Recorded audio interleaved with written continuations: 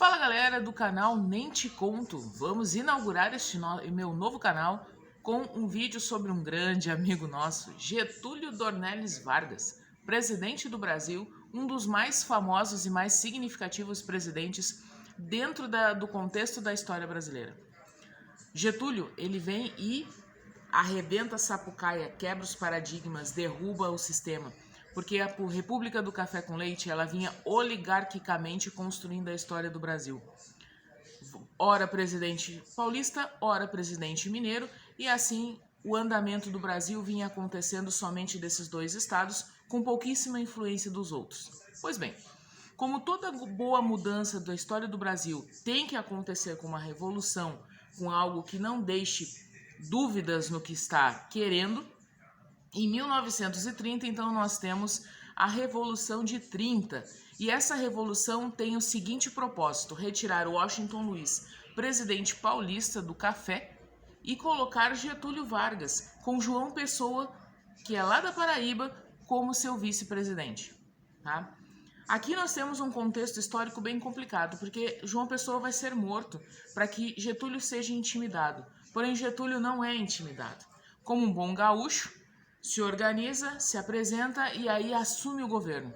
Assume o governo com uma ditadura velada, podemos chamar assim. Porque essa ditadura, ela vem constituindo uma força de trabalho que não precisa de entremeios, não precisa do Congresso, não precisa de Constituição, não precisa de outras forças. A única força que nós temos aqui é o presidente.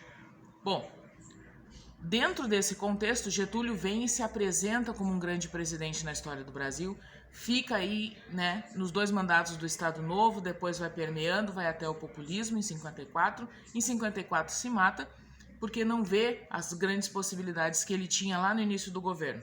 Porém, dentro desse contexto do governo getulista, nós apresentamos duas grandes características. Primeiro, né, uma inteligência muito grande de governo, porque ele dá aos trabalhadores os direitos que os trabalhadores não têm. Tá? Carteira de trabalho, horário de trabalho, salário, 13º, insalubridade, direitos que os trabalhadores não tinham. Os trabalhadores simplesmente trabalhavam e ganhavam alguma coisa por isso. Tá? Nisso, ele barra uma greve nacional e, pelo contrário, em vez de ter uma greve que paralisa, ele reúne a sociedade trabalhista que joga o Brasil para frente. Outra coisa, e aí a gente vai lembrar até hoje, tá? Porque existe até hoje. Um programa chamado Voz do Brasil, que tem em Brasília, que tem uma frase muito significativa: em Brasília, 19 horas. Esse programa de rádio, ele foi instaurado por Getúlio, para que o povo tivesse conhecimento das atitudes do governo. Se eu tenho conhecimento, eu consigo administrar o meu afetivo, né? A minha empatia em relação ao governo. Então, eu acabo me tornando um coadjuvante de um governo até então ditador, tá? Dentro desse panorama, nós apresentamos duas verdades que nós já conhecemos dos regimes totalitaristas. Primeiro, a propaganda que idolatra o seu líder.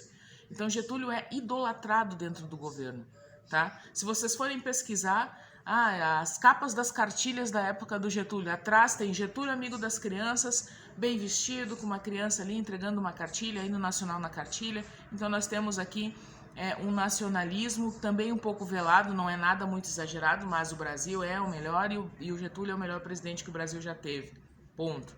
Getúlio, pai dos pobres. Quantas vezes ouvimos falar dessa insígnia? Ponto. Né? Isso ele pega do nazismo. Tá? A propaganda política nazista é muito forte. Hitler é uma propaganda nazista. E dentro dessa realidade de líder, Getúlio se afeiçoa a isso e Getúlio traz isso e trabalha isso dentro do Brasil. E dá tanto certo que hoje ainda nós temos um programa que Getúlio inaugurou. Tá? Segundo ponto, a parte trabalhista vem do fascismo de Mussolini, Itália. Tá? Também de um governo restrito, totalitário, tá? Mas que ao mesmo tempo entende que uma ditadura, um totalitarismo ou um populismo, como seja uma democracia, como nós estávamos vivendo no Brasil República, recém-inaugurado, faziam 40 anos que tinha Brasil República,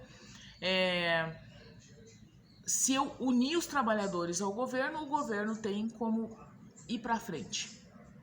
Tá? Então ele pega do fascismo essa organização trabalhista e transforma isso em documento, que é a CLT que a gente tem até hoje no Brasil, certo? Preste atenção no Enem quando você for fazer, no vestibular ou no concurso público. Getúlio sempre aparece, e aparece nesses contextos também de propaganda, tá? E de situação trabalhista, a organização trabalhista do governo Getúlio, tá? Getúlio é uma era da história do Brasil, e isso nós temos que levar sempre em consideração quando a gente vai fazer uma prova e tem um enunciado falando sobre Getúlio. Valeu? Nem te conto!